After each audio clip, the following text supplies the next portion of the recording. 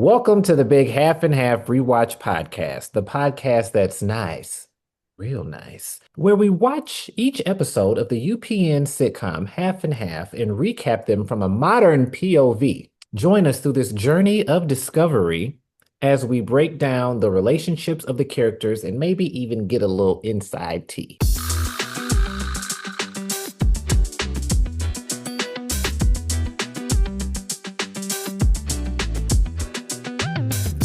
This part on half and half. This part on half and half. We will discuss with love and laugh. We will discuss with love and laugh. One of our favorite shows that mean so much to us. You know we had to show love. We had to show love. We will recap every episode. Talk about all the jokes that were told. Maybe even get a little tea. Tune in and see. Hello and welcome to episode 2 of the Big Half and Half Rewatch Podcast, the show where we have a beam of light illuminate us as we enter and exit and discuss the UPN sitcom Half and Half that aired from 2002 to 2006. I'm Barrett. I'm Miles Warden. And today we are discussing episode 2, the Big Forget-Me-Not episode, written by Jamie Wooten, and it originally aired September 30th, 2002. I was a freshman in high school, but which seems crazy to think about. Also, WWE Monday Night Raw, Kane won the Intercontinental Championship from Chris Jericho, as Nene would say, well, whatever that means. And the number one song was A Moment Like This by Kelly Clarkson, which I don't think I knew that was her song. So I'm learning a lot today. But we were living two completely different lives. I was a person who voted for Kelly, so I saw that song be performed for the first time when she won the show. Like it was a moment, man. The American Idol, like I was engulfed in all of that. I was into it too, so I must have seen it and just forgot because I hear that song a lot, and I don't think it registered who sang it. I don't know if I voted for her though. I might have voted for Justin. Maybe I thought he was cute or something. I don't know. But I did. I did like Justin too, but Kelly, she was that girl, man. Her soul, like I still rock with Kelly hard to this day. And Justin is a little sweet for Dr. Pepper, so everybody's winning. He's still killing it. That's crazy. Everything is winning. Yep. But anything interesting going on? Anything happened in your life lately that's noteworthy? Not really, I just been thinking about the show and getting all engulfed in it and whatnot, not to be Spencer, but I was like, did I not mention how beautiful these women are? I was rewatching this new episode, doing my homework, and I was like, I don't think I discussed how fine and fabulous all these women are. And it is insane. We talked about like how they look like they are all related, like for real. But I don't think I hit on just like, it's also insane how they still look like this till this day. And they gotta be vampires or they got some secret serum. We need to figure out what it is. But like they could literally reboot this show and like give us the ending that we want if they gave it another season, and we could pretend that no time has passed and we would not question it at all because that's how amazing all of these women look. It's insane, man. They do. When I was watching it myself, I was like, damn, they look good. Not to reduce women to their appearances, of course, but they look sickening. And I was also thinking about how similar they look because I was really trying to figure out, I was like, what's different? Like, if you look at them now, I was like, well, Essence has a different hair color. Maybe that's it, but for the most part, they do really look very similar. And I don't know if it's because they were playing different ages or just black don't crack, but work. Hell, even Charles looks the same. So they really could just reboot. Everybody looks the same except for maybe Adam Benet, because I know Alec Mapp has been like on this health journey and everything. So if anything, he's like more ripped than Adam was. So it's definitely possible. And even the decor I was looking at, and I'm just thinking like, this doesn't look like it was 25 years ago, like how their apartments look. Like Dee Dee's apartment, you could have that today and people would be like, oh, wow, this looks so nice. So, exactly. Usually you get like these archetypes, these stereotypes where like that girl is the pretty girl on that show, and then these other girls, oh, that's the smart girl, and she's the this, and it's like, no, they were all the pretty girls, and they were all the smart ones, and they were all the things. Like they have flaws and whatnot too, but like it wasn't like, oh, she's the dummy and she's the this. And it's like, no, like she might not be as street smart as this one, or she might lack education in the relationship area or this area, but like they all had something, and like it was a great balance, and they were fully fleshed, flawed but fine, amazing women, and like you just don't get that every day. So like You really the don't. more I soak up the show for this, the more I think about all of that and how amazing it was that we got that, especially 20 years ago. Exactly. The only other show I can think of is Act Your Age, now available on Bounce. But That's if right. you all have heard of it, and I'm repping as usual my Golden Girls, and that's a Hey, show I also love, starring four women, but it's dated. You look at it, you feel like you're watching something old, and yes, that's more time that has passed, but still, like this is just a timeless looks wise, writing, everything is pretty much timeless. The only difference is maybe they're talking on the phone when now they'd be texting, or something like that. right. But I also wanted to say, speaking of things that we didn't mention before, I can't believe I didn't mention Give Me a Break when I was talking about Telma. I was like, people are going to think I'm not a true Telma fan. I live for Give Me a Break. My husband was sick of me because I was doing like a rewatch recently. I don't know how far I got, but I watched probably over 100 episodes. Like every 5 seconds, Nice. he's hearing that theme song because I just have been trying to like, go through shows that I used to watch here and there and just watch the whole thing. Because in your Right. head, you think you've seen most of it. But I'm like, if I watched this show at all, there was only like one episode that I remember Right. watching, and all of it seemed pretty brand new to me other than, of course, knowing that the chief was going to die and stuff like that. But I don't know if Telma would have gotten the larger role had he stayed there, but unfortunately, he Hmm. passed, and that gave her a bigger role to where it was just her and Nell. And I Yep. feel like had Nell Carter been alive, I feel like we would have seen her pop up on Half and Half at some point because I feel like that is an iconic comedy duo that you really don't hear about. 100%. 100%. I loved her so much. Addie was not only a college professor and you're a black woman in the early 80s work, but they were really like a Lucy and Ethel. Like they really had that, Yeah. or like Andell and Nikki or Right. Mary and Sandra. Like it was very much that. And I feel like it does not get talked about a lot. So I want to say when I meet Miss Thelma Hopkins, I will be asking about Give Me a Break because it is very underrated.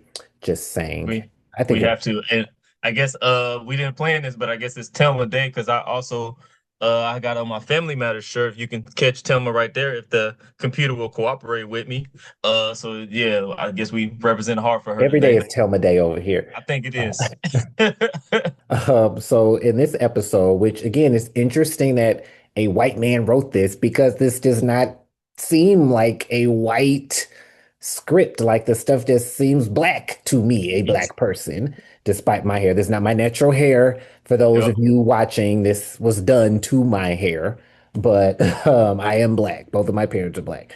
But in the episode, we have some continuation from the first episode, which is also not common in sitcoms that you do have continuations. It's usually Yeah. the story, next story. So in the last episode, we had the bug guy that Mona was dating. And now in this episode, they're still dating. And we find out that Mona has not had sex in 2 years. Sorry to hear So that, it's a long Mona. time. That's rough. So That is rough. And we now see the new version of Mona's apartment from the pilot, which still is not the final form that we see it in later, yeah, but it's it a nice is little pretty close. evolution.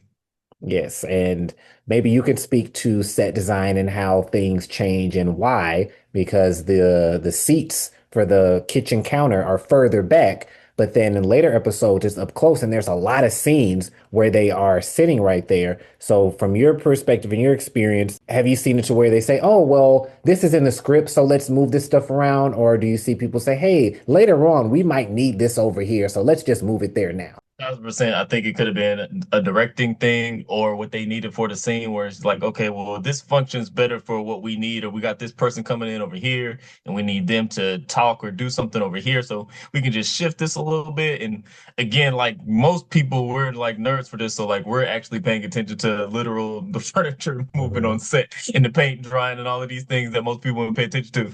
But like for the common person, like they wouldn't ever probably catch any of these things. So yeah, you just do what you have to do for the convenience. Probably the director or the actor or something like that. Maybe something was bumping or getting in the way. Like you just never know what the needs are. But yeah, you will It was a shift for little that reason. awkward when Phyllis was talking to her and Mona was in the kitchen and they had that giant like table with the speakers and stuff in between Yeah, them. So that was probably a time where they're like, maybe we should move that up because I feel like we have so many scenes like that where either Mona's sitting there and somebody walks in or somebody's on the other side of the counter and that's kind of like their little hub when they're not on the couch. But exactly. And I think it's just growing pains because, like you said, like you realize what you need more the more you mhm. do it. So, like initially, the set designer is just trying to make the best, beautiful set that they can make that make sense for the character and the world that they're creating. But then after a while, you start to notice what your needs are, and then you can kind of shift and move things to that end. In rewatching it for this, I'm noticing so much despite having seen these episodes a million times. Before we dive in, shall we do a little recap wrap? Of course. All right, just a little something, something. All right. Dee Dee starts to spend a whole lot of time with Spencer, making Mona jealous. Which one is his favorite sister? On the other hand, Mona goes with the exterminator, but did he hit it and quit it, or will he call her later? And she's kind of being ghosted and trying to deny it, but the truth always comes out. You cannot hide it. Time for episode 2, y'all. Let's do what it do and dive on in. Y'all like my little dancing? If you're only listening to this, you're missing an amazing performance of me dancing to this rap. Too You gotta bad. start doing like those old church performance interpretations of like the words that I'm saying, like Do a the old liturgical dance, yeah. and we will praise him with dance. I'll work on that for episode 3. Like I said, Mona was dating a guy, and now it starts out with Spencer coming in for, is it movie teenies? Is that what they were having? Or movies and martinis? I think it was movie Movies and teenies. martinis, yeah. Movies and martinis, which seems like a standing thing, though I don't think we hear about it again. So the fact that she blew him off, what do you think about that? That she's blowing him off for this guy? Do you think it's okay because she ain't had none in 2 years, or should it be, bros before I, hoes? I definitely think it's okay, but I think we jumped over when Dee Dee came down or when Moni came down to Dee Dee's asking for some sugar for her Frosted Flakes. That I just had to draw attention to this because Frosted Flakes are like the most sugary cereal you could possibly eat. I know because I eat it like every day and I should not. But Dee Dee was very clear, like, girl, you don't need, why are you asking for more sugar for Frosted Flakes? Don't they already have sugar on them?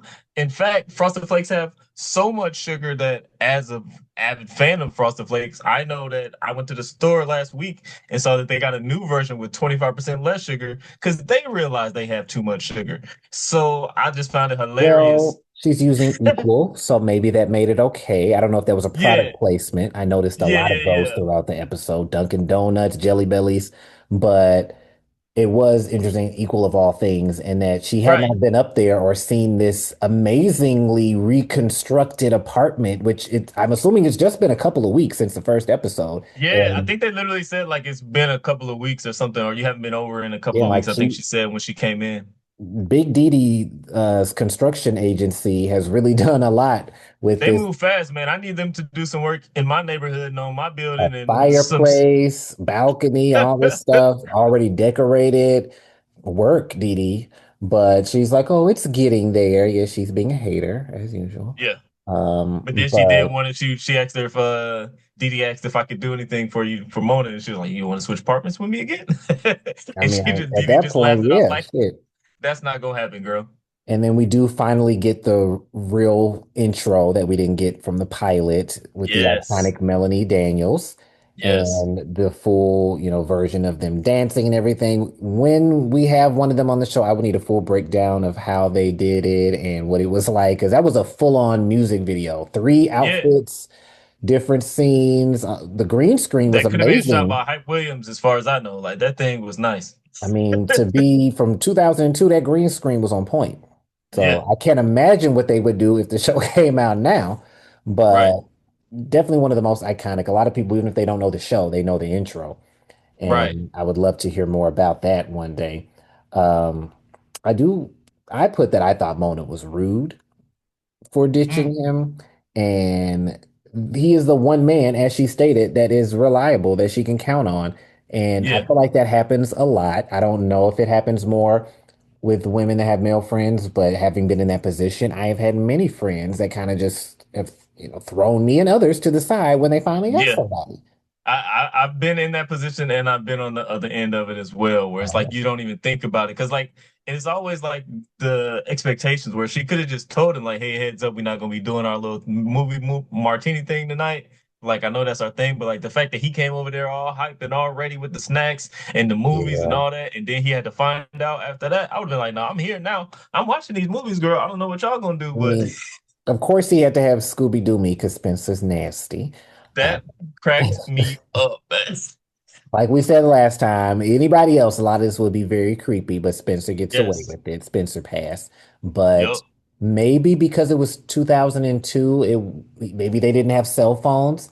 Maybe I had a cell Yeah. phone, I'm pretty sure in 2002, but that's the only kind of excuse that maybe it was too late. He was already on the Yeah. way, I guess. But she wasn't even apologetic about it. She literally had She wasn't. forgotten.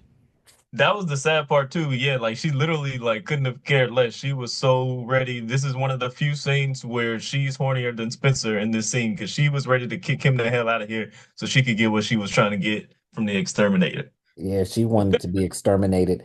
And she was already going through it thinking it was a year, but then when she realized it was 2 years, it was like, oh yeah, you Yeah. gotta go. At what point did Phyllis come for the first time? I think Phyllis came and then Spencer came. I mean, I just watched this last night. You think I could remember this, but when we had the first scene with Phyllis, that was after the date, right?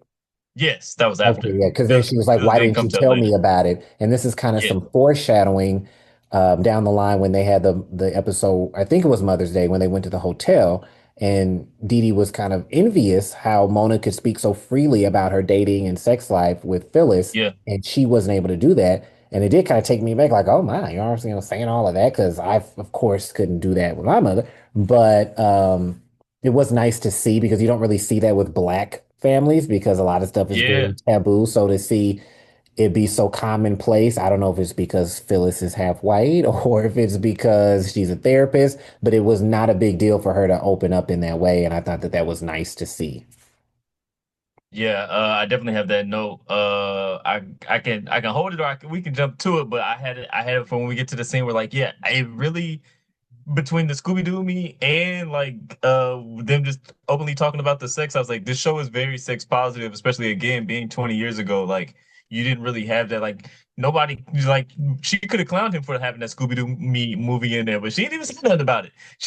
And she There was wasn't slut shamed there was for there was trying to no have sex judgment. with There was the bug no guy. nothing. And then like yeah, like she wasn't slut shamed for sleeping with the guy. Like her mom was just like, "Oh, I'm just Like happy you everybody used the was condom, excited. girl." She bringing muffins to the office. Like it was an exciting thing that Yeah, again you don't typically see because it's their second date and oh you're not married blah blah blah. Nobody thought about any of that.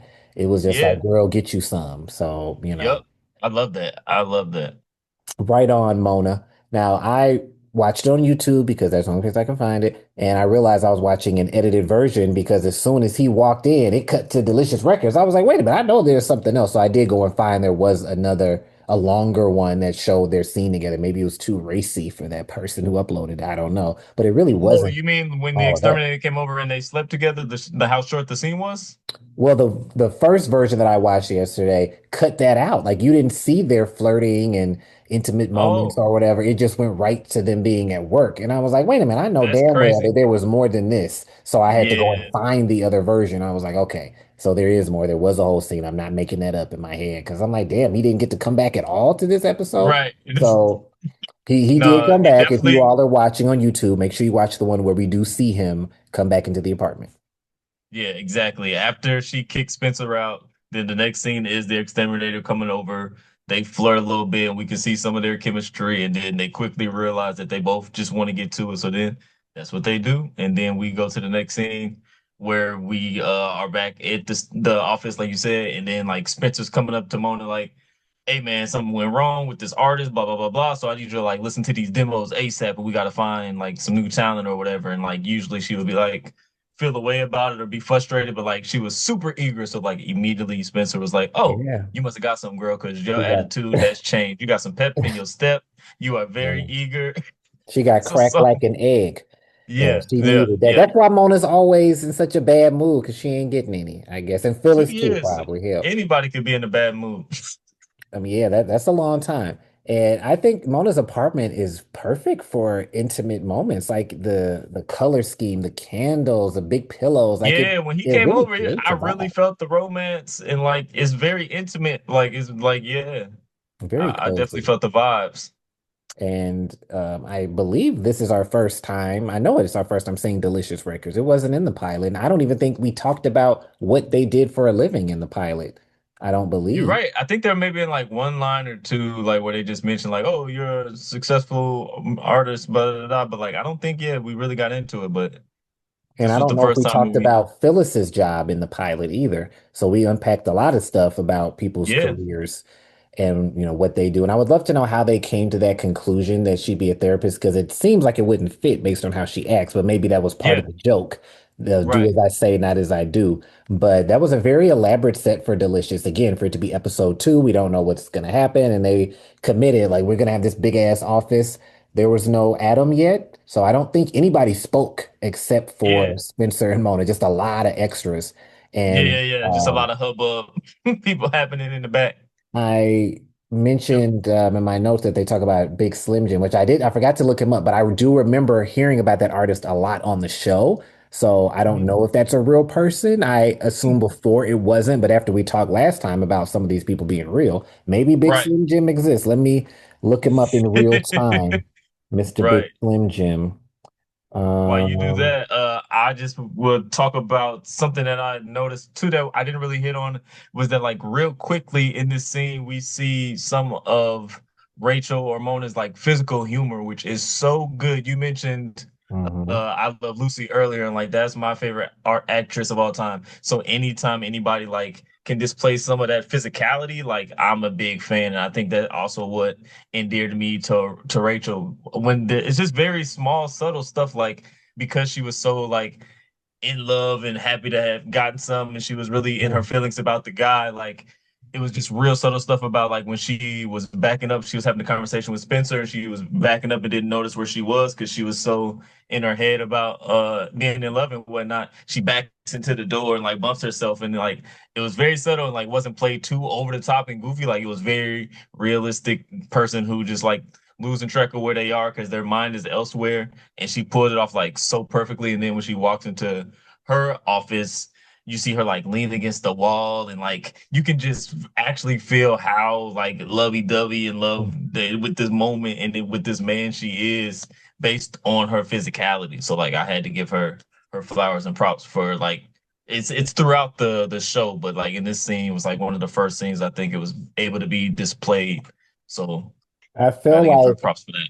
they really made her seem like she's just real goofy a Yeah, lot. And I'm wondering if that was to make her endearing or to seem innocent or what, but it's not like a character description that you would say in her goofy sister Mona, but she is right. very goofy a lot and very Yeah, just like unsure of herself and just clumsy. And I don't think it's like a vertigo thing. I think it's just because she's so self-conscious and that then makes her fall or trip over stuff because she's so worried about how she's presenting, which is crazy because she right. looks sickening, but And I it think doesn't that's what matter. helps balance it out because she looks like she does, but then she is human and flawed and like a little goofy or whatever you want to say. And I wonder if they just like saw, oh, she can do these physical things and then like gave her more of that and like leaned into it, or if it was just already written into the character, she just executed it well. But either way, kudos. I mean, wearing those shoes, you're gonna have to be tripping over some stuff all the time with them Herman Yeah. Munster boots.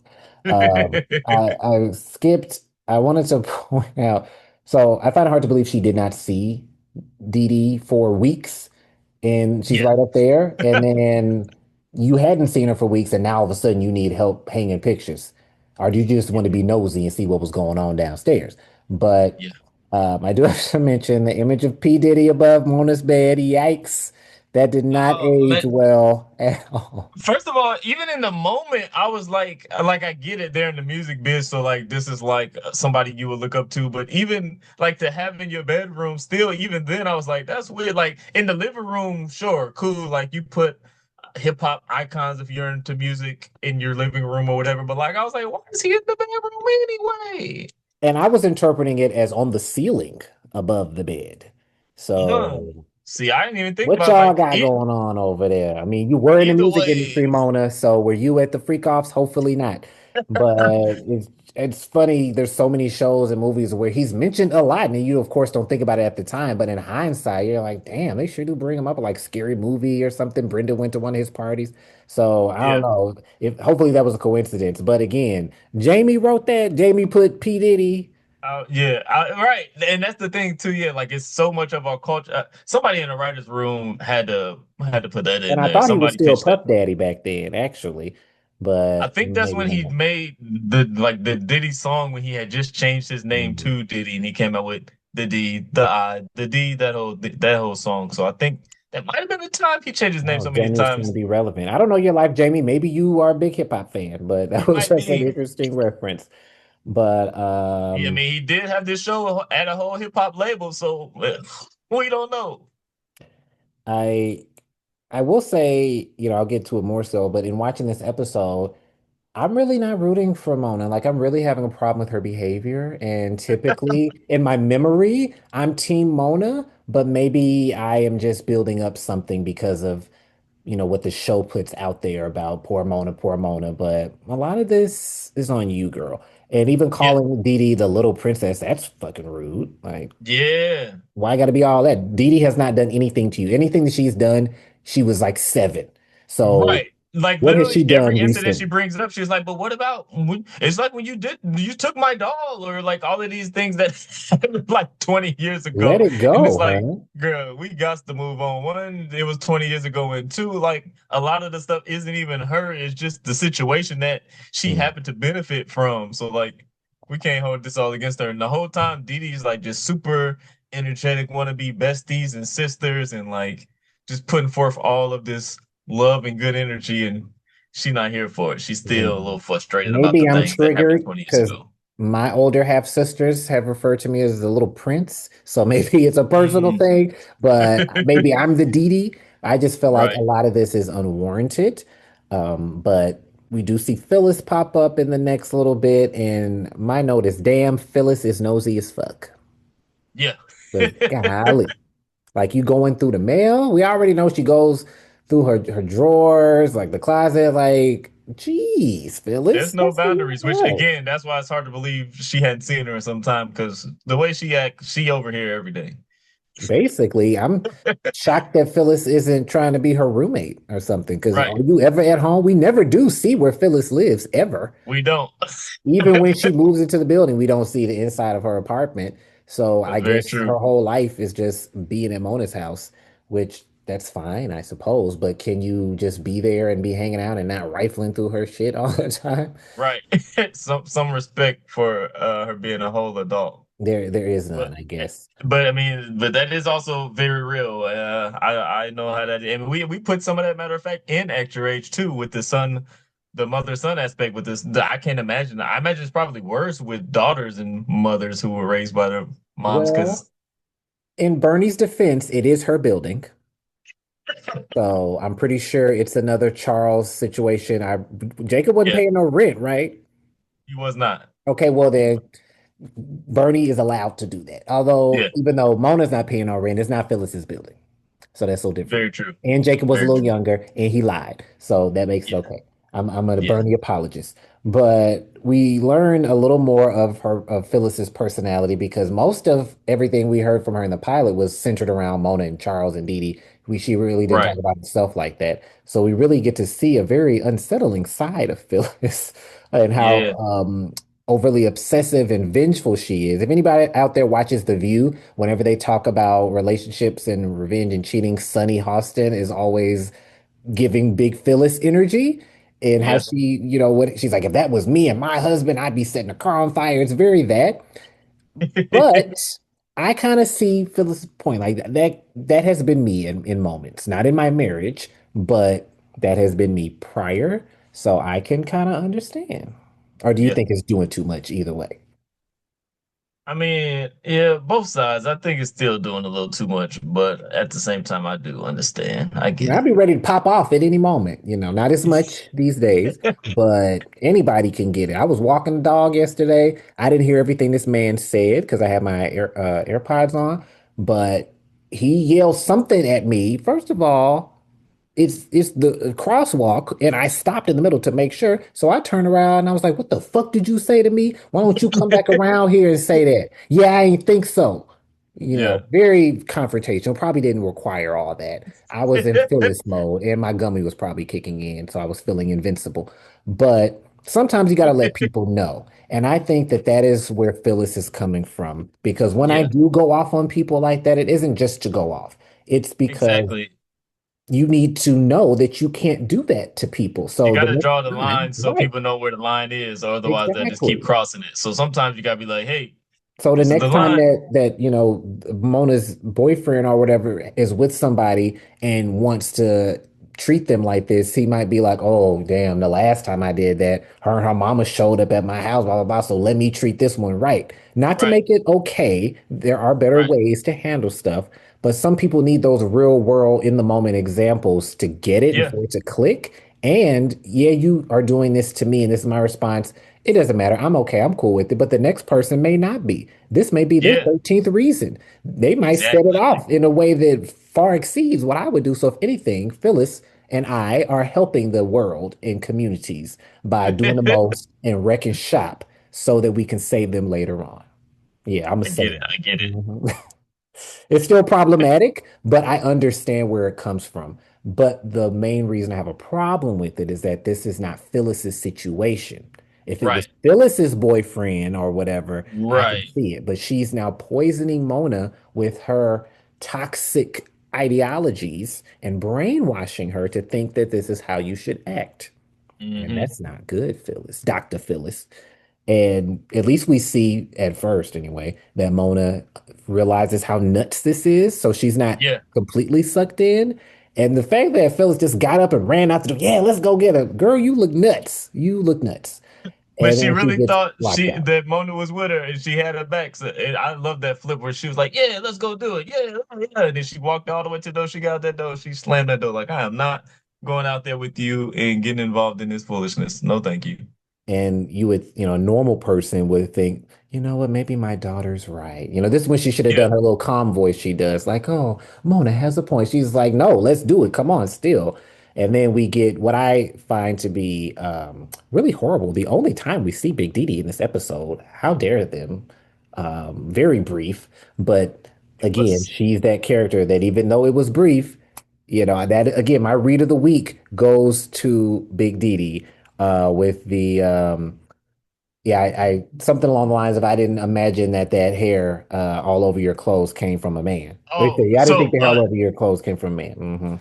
yeah, because she well, because Hilarious. before that, which is my favorite joke, when Didi was looking at her dog and saying, "This is my baby Coco," and Phyllis was like, "I can see the resemblance." That took me out. Like, it was very tit for tat. Like, oh, thinking Yeah, of food as always when she said, I see you brought your lunch. Like, just no yeah, time to recover. But there's always exactly. one of them. And I feel like it's typically Phyllis, but always one of them that's left like, damn, I should have got them. And there's even a scene in one point where she's like, oh, I wish I was quicker. I'll have one for her by the time I, meet her at the curb. Yeah, Like there's always somebody that's gonna get that last little dig and just because dip Didi off. just be walking out and walking up. Like that's what happened. Yeah, like she got like Phyllis got it good with when Didi was like, "This is my baby Coco," and Phyllis was like, "Oh, I can see the resemblance." But then she got it back with the whole, I'm a cat person," and then she said, "I figured I didn't think that hair all over your clothes was from a man," and then she just left. Like one of them, yeah, always leaves the other one looking stupid, feeling like, I'm gonna Like have to get you next it time. makes me wonder also if they intentionally did not put Dee Dee across the hall because so much of Big Dee Dee's presence, like going up and down the stairs after she Yeah, says her little comments, is just makes it even better. So I wonder if they intentionally put her upstairs for that. right.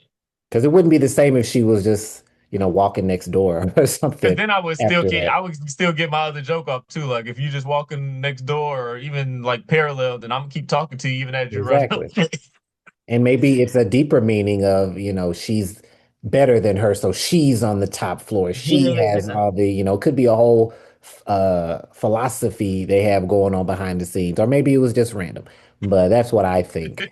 And hopefully, Valerie Pettiford felt like Thelma did on Family Matters. I don't care if I don't have no lines, just don't prorate my check. Because I always have felt like maybe she felt slighted, like, damn, that's all I get. But being a professional, she probably was okay. Maybe that's just me and how I would feel. Yeah. Um, but Because, like you said, her presence was still felt, even if it was one Ooh. scene or eight scenes. We couldn't tell the difference. And when she showed up, she showed out. And I do think, again, they're still trying to focus on the relationship and unpacking that before they get to the side people. Because even Phyllis, typically she would be in it more than that. But I think they just really wanted to unpack all of the interactions and things before they get to just having them there to be there once we really Yeah, know who they are. But you said the last episode, we really see who they are because I know in a lot of pilots, we think we know, and then the next episode, they're totally different. Do you think they stay consistent with the personalities and characteristics? I think so. I think they did a good job too, because like you said, we usually don't get a continuation, especially like in an episode two. They used to, especially back then, tell writers like basically to almost duplicate the pilot for like your first few episodes because people aren't used to the characters in the world yet. So you have to like Mhm. keep reminding them, especially because back then there wasn't no streaming. So if you missed one episode but wanted to jump in, you had to be able to just jump into the show and not having seen all of it. So like that's how you would typically write towards, but like they did a good job of like continuing things, but also keeping the character streamlined, but like just a little bit of continuation with the plot, which is very rare back then. Because like, what if we would have missed the first episode and we jumping in with this exterminator dude, and they don't really even give you like. There's not a lot of like wasted lines where like again usually it'd be very repetitious like re-explaining what we saw last week, but like there was none of that. Like we just moved on, and Like you if you should know. don't know, and back then you probably wouldn't see that episode again until spring on a Yeah, random like rerun. So too bad if you didn't get it. yeah, We're moving on. yes. So I mean, that's what you got to do sometimes. And this is also just want to officially say the first appearance of Coco. We had not seen her Yes. previously. And I guess that's a good breed for TV shows because that's the dog that they had on The Nanny as well. Yeah, Was a it must be like a Pomeranian, I very think. calm dog or something that probably don't make too much fuss or is easy Mhm. to teach and train. Yeah. And on Fran's show, what's the one? Happily Divorced. She Happily had divorced? Yeah. another one of those. So I guess those are just good to have. So maybe I should get one so I can make it be in my videos. That is also our first hallway encounter of with Big Dee Dee and Phyllis because that goes on to be like Yes. a thing that they just always meet in the hallway, and that was the first one. Yes. So I wonder if that was intended to be a thing or they did and they were like, "Hey, we got something here. We got to keep this going." Because it Yeah. is, pretty iconic. But after that, we do see Mona goes over the edge, just like her Hmm. mother. I was rooting for her and that she would take the high road and not take this advice. And I almost feel like she's doing more than Phyllis was trying to get her to do.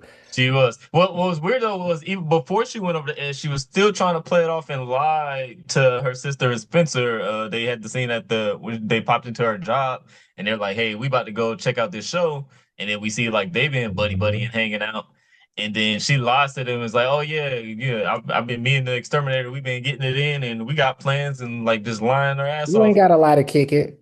Like, I again, not to victim blame, but I think a lot of the issues that Mona has, we need a real psychologist on this show, Right, are self-induced, self-fulfilling prophecies. Like you're making yourself go through some of this. And you didn't have to lie. You could have just said that. And I wonder if Dee Dee was not back in her life, if she would have kept this going. If it was just Spencer, right, would she have said, yeah, he, paid me dust or whatever. right.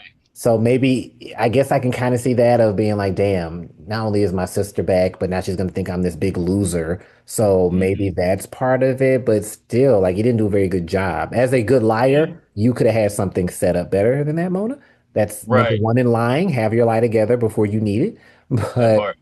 it just really, I don't want to say it made her seem pathetic. That's harsh. But it made her seem like she doesn't value herself Yeah, as a person. And that is upsetting because she should. You have this fabulous job. You look good. You ain't got to pay no rent. Like life is great. So right. don't, why are you putting your self-worth into this bug guy that you barely Right. know? Right. I do think you brought up a very good point too, because she's not able to be vulnerable around her sister yet, but she is vulnerable with Spencer, and they do have that rapport. So I do wonder if it was just those two, would she have been able to just be honest? But because her sister is there, who she's not really ready to be vulnerable around, that's the block. And also, I mean, her sister is literally taking him away from her, so she can't just be truthful and have that moment with him because now he got other plans and things to do since she left him. He's moved on and got his own plans too. So now I think to save face and to feel like she's not the forgotten one or the one that's left behind, she has to continue to put up this front. And I can understand it. And this is, a common trope that we see of stealing the friend and feeling left out after having them go together. It's not always the friend. Like the Golden Girls, it was, Dorothy's ex-husband and she like pawns him off on Blanche for something similar. Like, I got a date. I don't have time for that. Can you hang out with Right, him? And then when they start hanging out and have a good time, she's mad about it. I don't right, think Actor Age did anything like that, but maybe at some point they would have because Angela right, and Keisha didn't really like each other like that. But if there come a point where Bernie's like, I don't have time for this, Angela, can you take care of it? Like when they went on the vacation together, it yeah, wasn't quite the same, and Bernie didn't care because Bernie didn't really exist yet at that point, as I know. right. But it's kind of a similar thing that you do see a lot of, pairing them off. I'm not like that, really. I don't think, like I have friends and stuff that my husband's cool with. I'm like, yeah, go hang out with him. I don't care. I told my mother yesterday, I was like, y'all can talk. You don't have to go through me. You go out to lunch with him. I Right. don't care, but I think when you're not secure, then you are going to have those feelings. I think it does happen when when you're the bridge between the friends. Matter of fact, it did also happen in Actor Age when she got mad that they had went off and watched the TV show that they all watched together without her, and like they was all buddy buddy and had all these inside jokes because they had Um, seen the show that she hadn't seen yet, and she thought they was gonna wait on her to watch it because they not friends without her. So mhm. she figured they not gonna sit down together and watch the show without me. But instead, she came home from work, a long day of work, and they had watched the show, and then they had all these inside jokes and she was pretty pissed off about it. Yeah, I think in a lot of relationships when it is like that, where you maybe have two friends that aren't super close, you almost feel like a hierarchy, like where I'm the bridge Yeah. between them. They're only going to see each other with me. So for them to go and It interact doesn't without exist me, outside of me right? It's pulling it like, how together. dare Like, you? yeah, yeah, Even when you are forcing it together because yeah. you don't think it's going to go anywhere. And I do like the way they did it because in my head, I was thinking that she kind of, ignored Spencer a little longer than this before they really became friends. I But did even then, too. she's like, I don't see us getting that close. I like that she threw that in there because shows will That's in all my of a notes sudden too. make you best friends. Yeah, I wrote that down too in that scene where she was talking about how in other relationships it doesn't go well with her male friends because they usually end up sleeping together, something like that. Then Spencer got really excited, like he thought he had hope, Mhm. and then she nipped that in the bud real quick. Was like, we that's not going anywhere with us, and we ain't that close. Relax. So I Yeah. appreciated her But it like looked like just they were having a good time. I wanted to be at movie teeny night. She had the they little did. bar set up and everything. I was like, this looks like a good time. What you mad at for, Mona? But I They also did. like that she said, don't you have your own best friend? And she acknowledges, yes, I do. We don't know who this is, but she's like, she's enough on her own.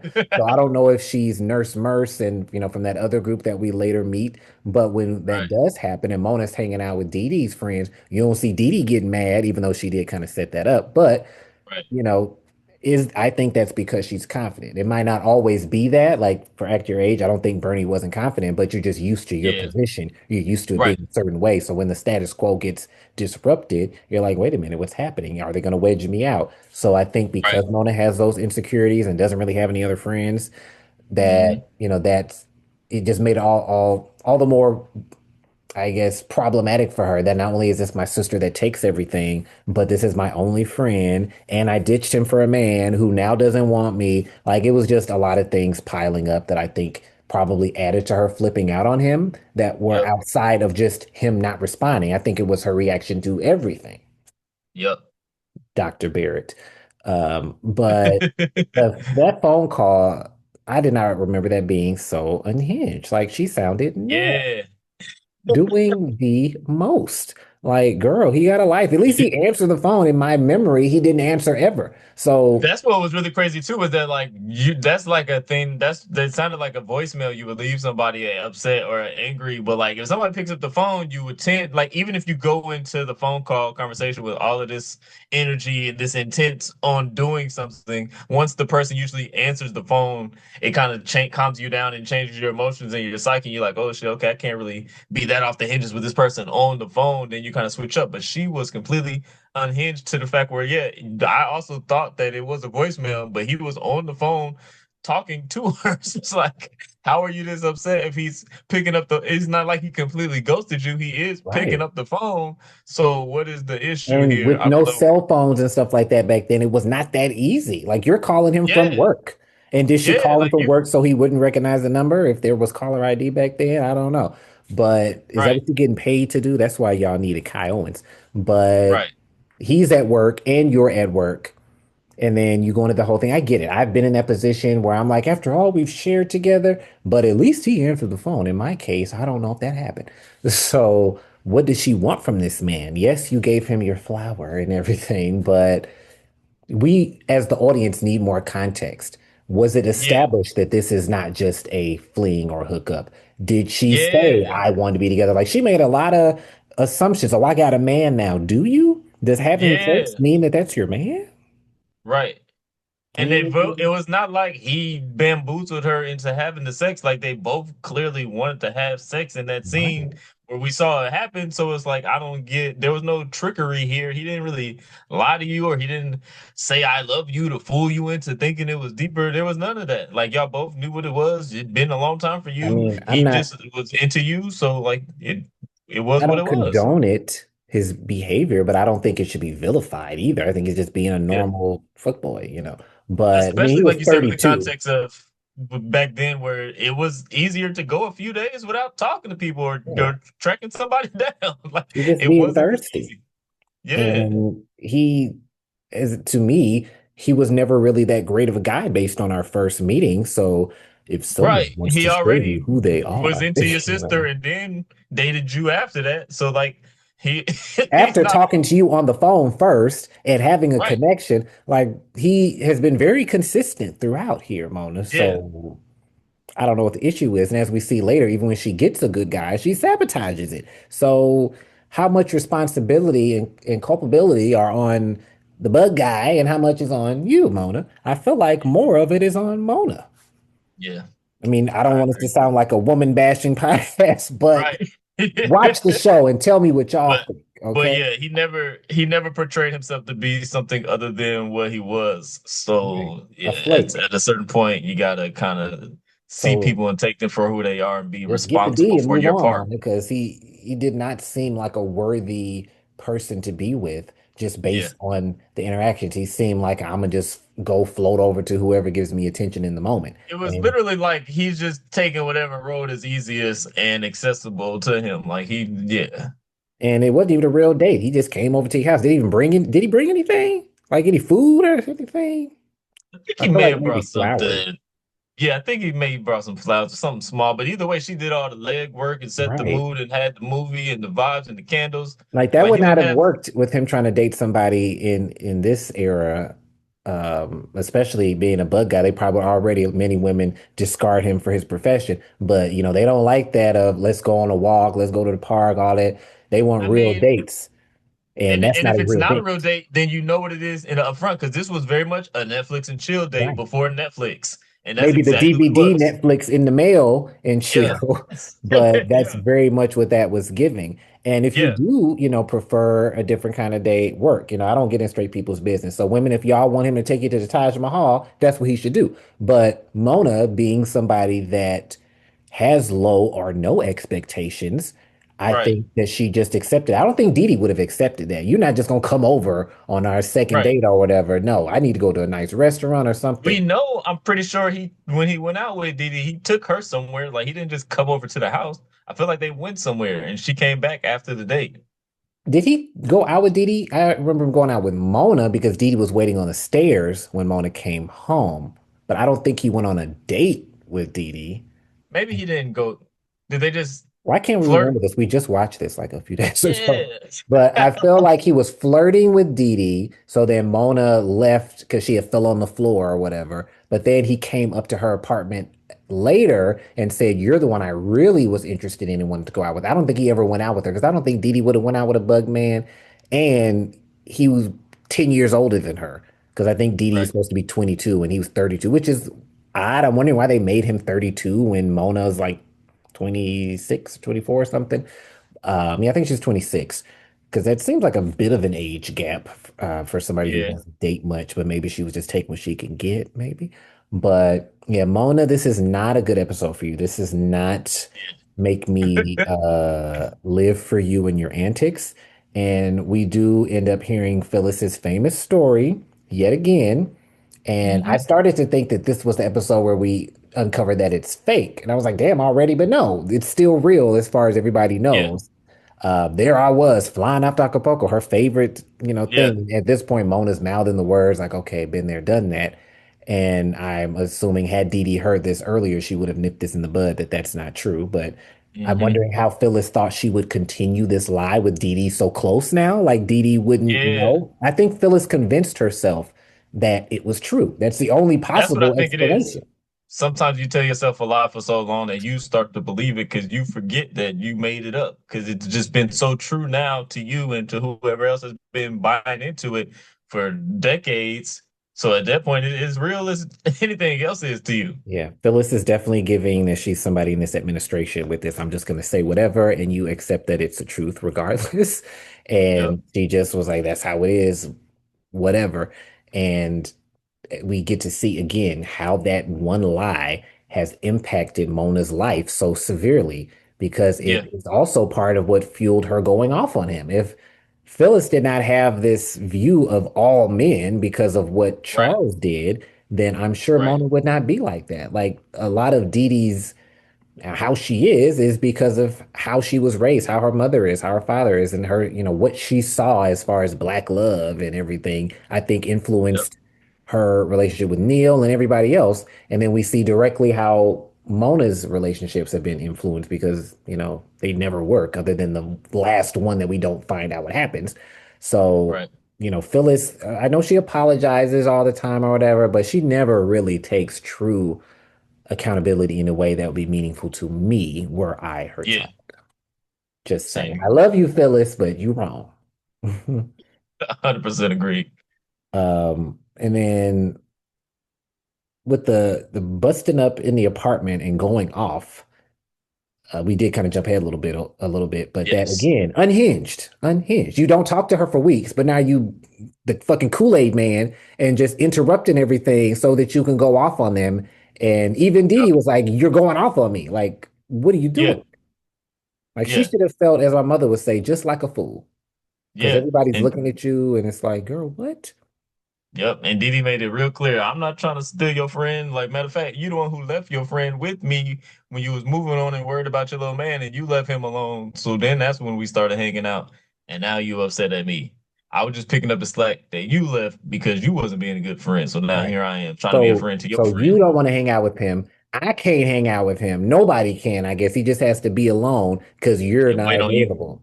Right. Like, who's the real selfish sister here? Hmm? Right. I'm just saying, Mona, like you really have to look at what you do when you think about how people are reacting to you and the things that you're doing. You can't always throw the rock and hide your hand. And I will tell you that, Rachel True, if you ever come on the show, yeah, I would love to know if Rachel thinks that Mona is justified in a lot of these things, or if she's like, yeah, she was nuts. I think that Right. Tomo would likely agree that Phyllis is out of control, but I don't know. Rachel might, have some sympathy for how Mona was treated and feel like that is, a justification. Again, I'm gonna, do the parallel of Beyond the Gates and Eva, even her style, her hair, she wears the big boots, she has a boho chic thing going on. And a lot of people, the other characters like Dee Dee's named Kat, and a lot of the fans are like Team Kat or Team Eva. And I'm Team Eva because just like with Mona, her mother fed these lies for years. And anytime that she has done something wrong, it was based on her mother's lies. So Yeah. maybe I'm too harsh on Mona because she has been essentially brainwashed to think these things. Yeah. So it makes sense to her. Yeah, she been brainwashed for a long time, so it's going. I She got don't some know. flaws, but she got them honest. A lot to unpack. And, again, Mona needs to just have a little joint or something because that I would think that really would have went ease a long way. this. Which I mean, again, I think if this were to happen today, I feel like that would be a thing that she does as well. She needs something because Yeah, she is clearly stressed quite a bit. And a lot of it is just of her own doing. And I know that a lot of people, who have mental health issues, a lot of the stress and things they worry about are things that they kind of not create, but like they, make it a disaster in their head, and it maybe isn't, but they're just so convinced it is because they're in this high stress mode all the time. And I think Mona is always on alert, yeah, always, vigilant, and that can cause that mentality. So yeah, if the show was on today, I think Mona would be diagnosed with something, perhaps. for Uh, sure.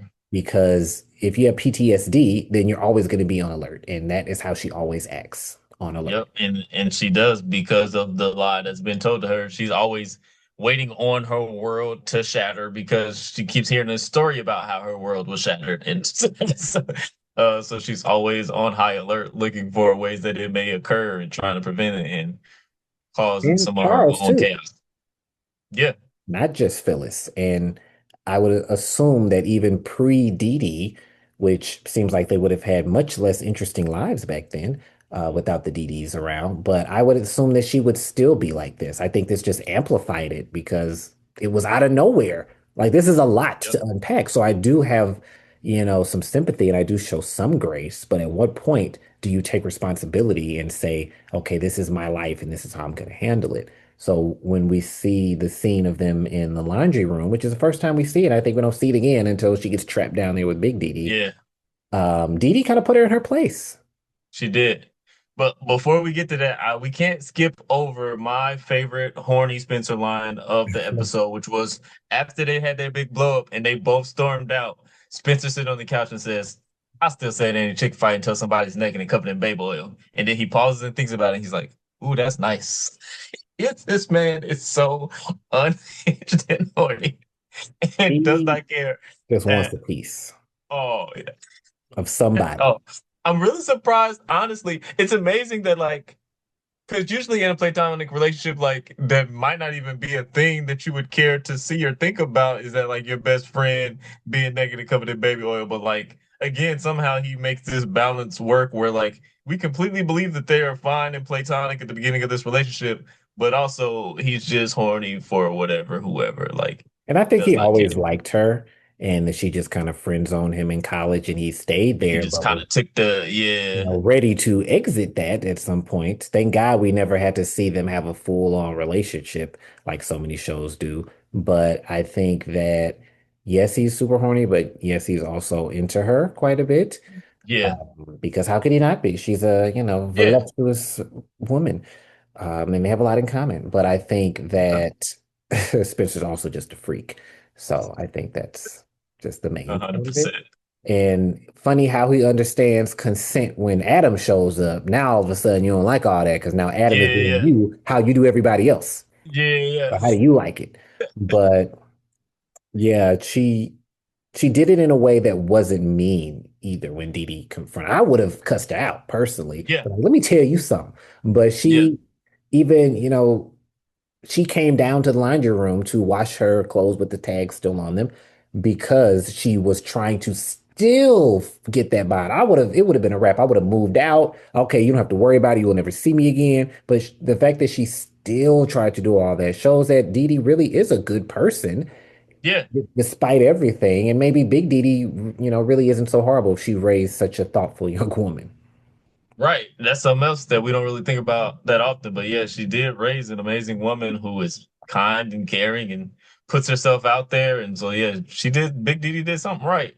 I mean, she has a lot of qualities that Mona could and should have.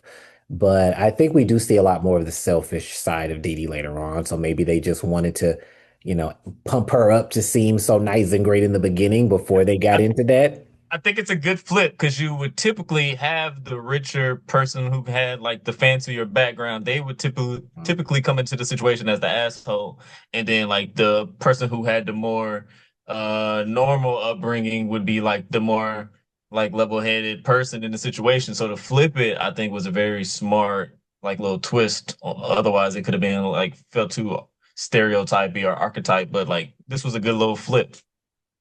I agree. And again, I'm not going to put it all on Phyllis because even if there was no Phyllis and Mona had been raised by Big Dee Dee and Charles, she still would have had a thing about Dee Dee. She would have still felt like she was getting some special treatment or whatever. Like so much of her personality, aside from her mother's lies and Charles not being a great dad, is just always feeling like she has to compete with Dee Dee. Like there's always Yeah, this rivalry that, maybe it does exist, but perhaps not to the degree that she thinks it does. And it certainly right. doesn't exist, I don't think, in adult Dee Dee's head. Maybe little Dee Dee, like little girl Dee Dee. But Mona, I think, also just has outside stuff that has nothing to do with any of them that she just puts on them because we find out later she was bullied and all these other things. So I think that Dee Dee is just the fall guy for a lot of stuff.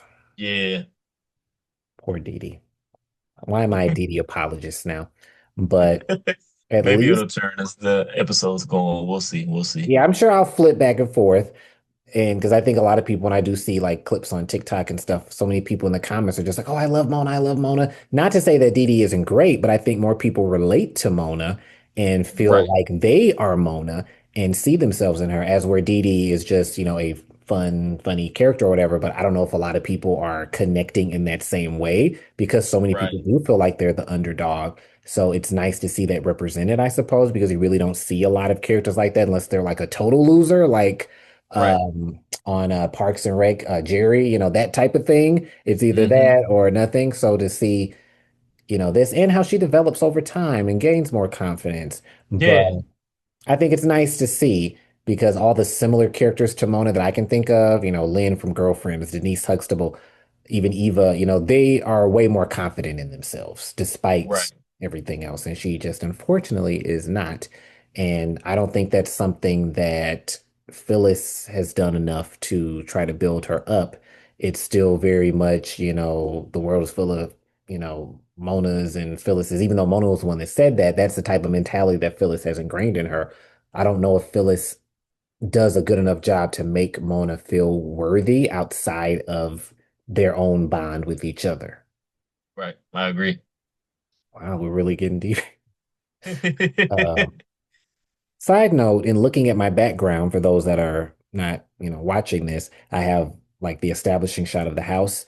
I love the way they have the little color panels on the side. That is so unique. I feel like no other show does that. And they show like multiple scenes and angles, kind of like how Girlfriends does. But most Yeah. shows just will show head on, the house or whatever, and that's it. So I would love Right. to find out more about the stylistic things in the show because it is just such like the colors, even in the sets and everything, and Mona's clothes. Like it's just a whole, I hate to use this word again, but just a whole vibe and a whole It is. theme.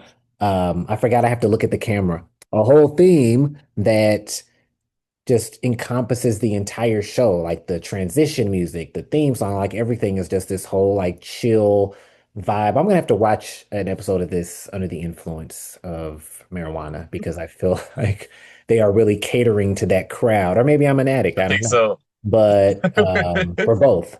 I think they just really cater to just chilling and relaxing and just Yeah. having a good time and just, hey, here's 22 minutes to just have a laugh and chill. And I think it's just very that with the coloring and everything. So whoever is behind that, I got to watch the credits to find out. But whoever's behind that, great job. My favorite establishing shots of any show. Yeah. The establishing shots and the set designs, like you said, are on point and like they really do kind of match the ambiance and the feel and spirit of the show. Like they can capture it so well. So yeah. Set Even designer behind and you, everybody like do their with the jobs. Yeah, with the that's what I was just about to browns say. and Like everything. the browns, like yeah, you see like there's the browns in the picture, but then like they have on different colors of browns, and then like the Dee Dee's over here got they different shades, like they pop in different ways because they're like it just shows their personality different, and then they got the earth tones going on because they're more earthy and chill and relaxed like that. It's like it all just they nailed it, man, from top to bottom. It is interesting, and again, maybe you can speak on this as a professional.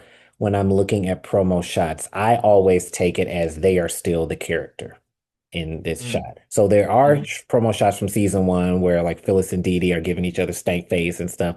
But in what scenario is Phyllis gonna be lean all on Big Dee Dee laughing and having a good time? So I guess in this instance, maybe they're not the characters. I don't know. Yeah, I feel like they probably started in characters and it looks like somebody must have said something and then they broke, but the shot is so beautiful that they kept it because Mhm. she still looks like she's in character down here with the straight face, but Yeah, Mom is very Timber's serious. up there having a ball. Like, She is really getting her life.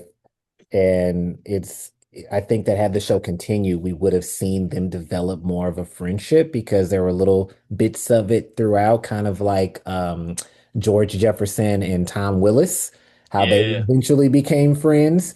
yep, And I think in other duos where we see that it's usually, a man and a woman and, straight people. So they end up together, like Max and right, Kyle or Niles and Cece. So I think that right, is just a normal thing on shows, I guess. Like Maya and Tony ended up friends that they start out, right. bickering and maybe they still carry that into their friendship and they're still bickering. But I think we would have seen them at least attempt and be like, maybe we can be friends. Let's give it a Yeah, try. Just like I they think could let their Angela hair and down Keisha around each did. other and relax a little bit, and then yeah, still have those little moments and those little get their little jokes off on each other. But like, I think we would have allowed them to be more.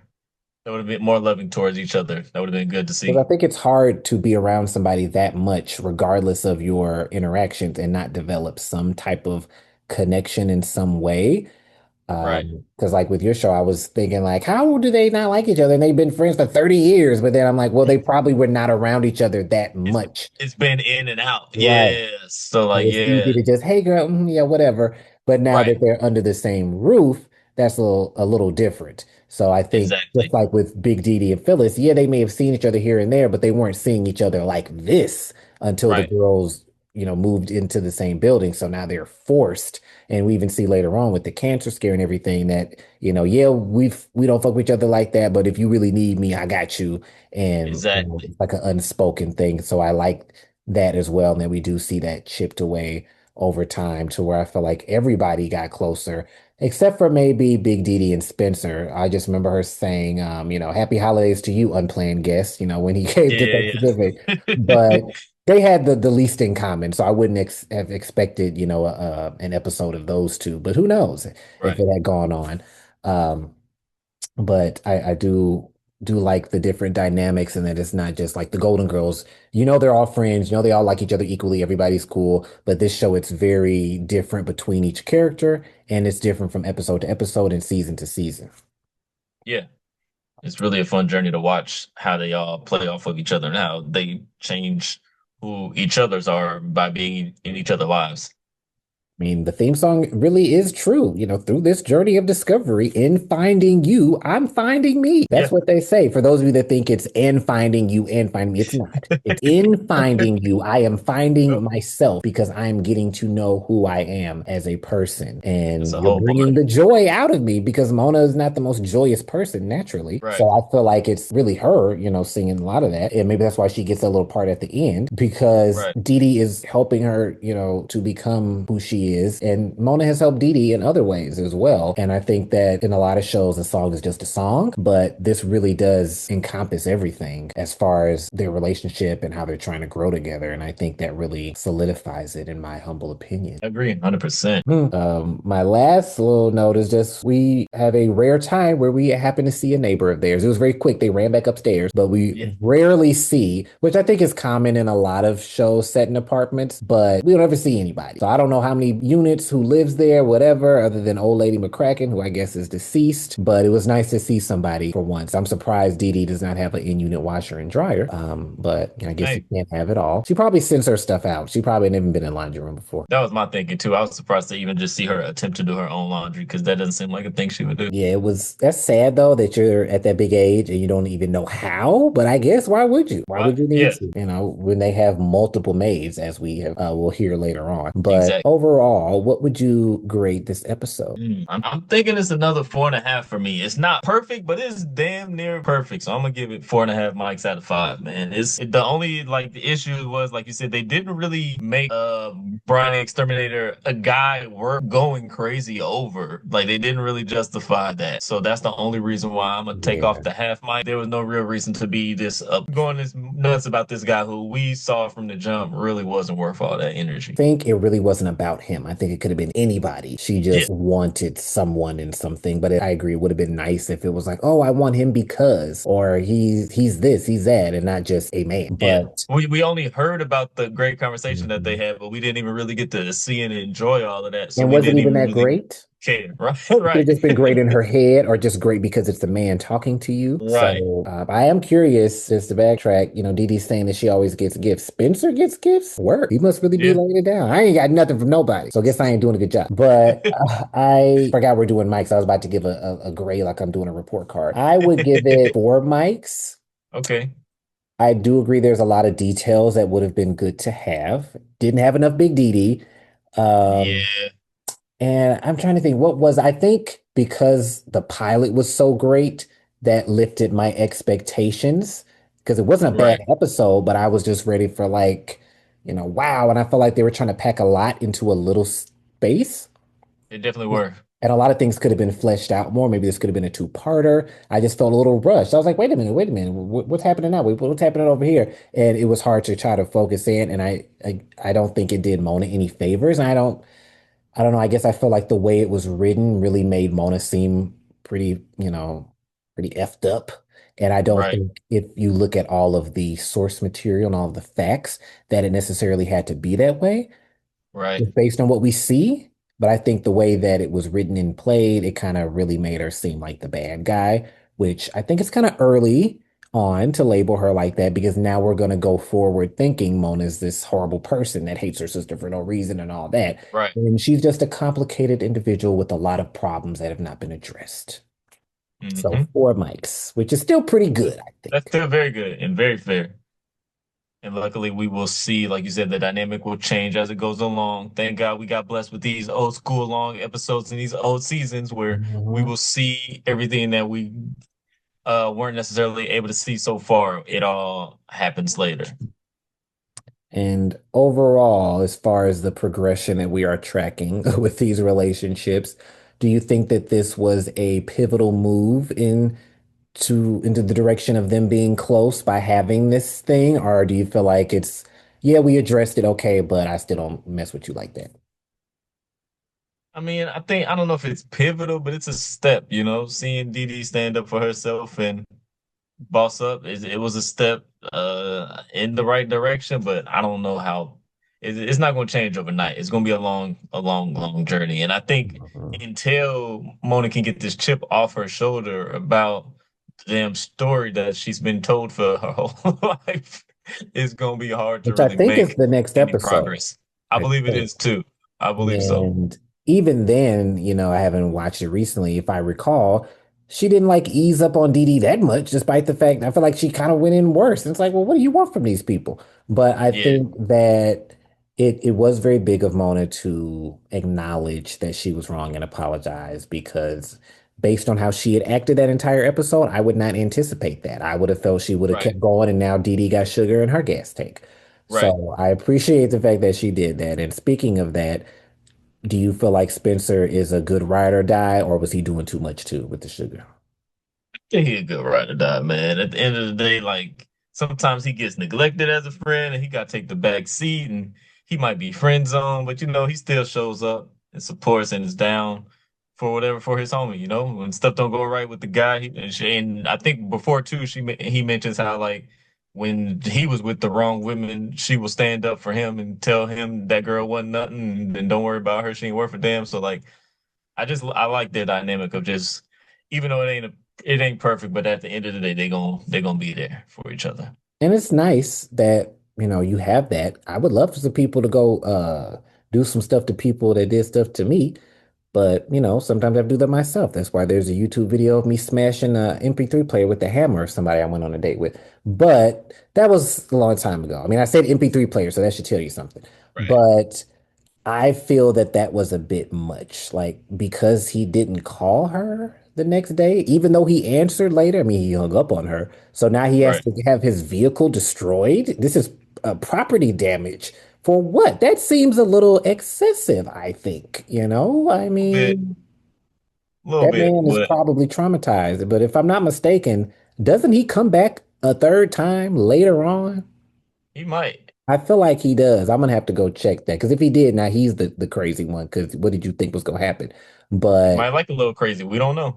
I mean, I would I be opposed if somebody did that for me? No, but I do think that was overkill as far as a response goes. Yeah, it's one of those But things where both things can be true. Like as the friend who's getting the support, you appreciate the support at the same time as the person who it may be happening to, or just as an outsider looking in, you're like, this is a little bit much, a and little this is their extra. go-to because she's like, "Oh, I have a bag from the last time." Like, Yeah, how many yeah. cars in San Francisco are stranded on various hills because sugar is all in the gas tank? And does that really This work? was I guess like it does.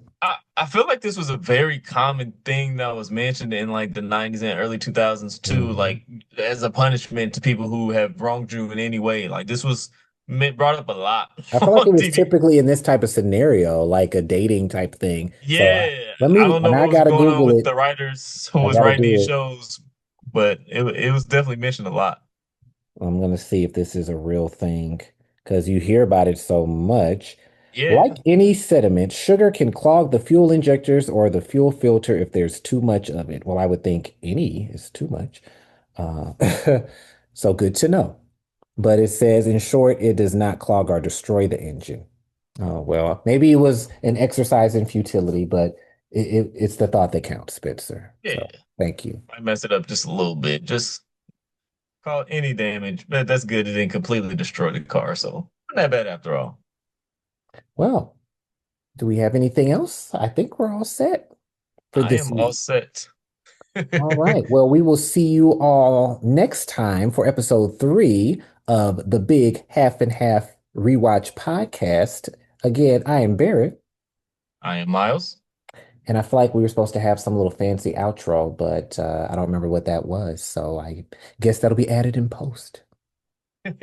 Through this journey of discovery in finding you, I'm finding me, but I hope to find you listening to episode 2 of the Big Half and Half Rewatch podcast coming soon. And be sure to follow us on Instagram at the Big Half and Half Pod. Our theme song was produced by Jerome Starwalker McKenzie and performed by Voice and J Anonymous and written by Miles Mighty Ward. And you can follow me, Barrett, at So Good We Named It on all social media. And you can follow Miles at Really Mighty. And you can email us at the Big Half and Half podcast at gmail.com with any questions or comments about the show. Half and Half was created by Jeffrey Cleric and executive produced by Yvette Lee Bowser.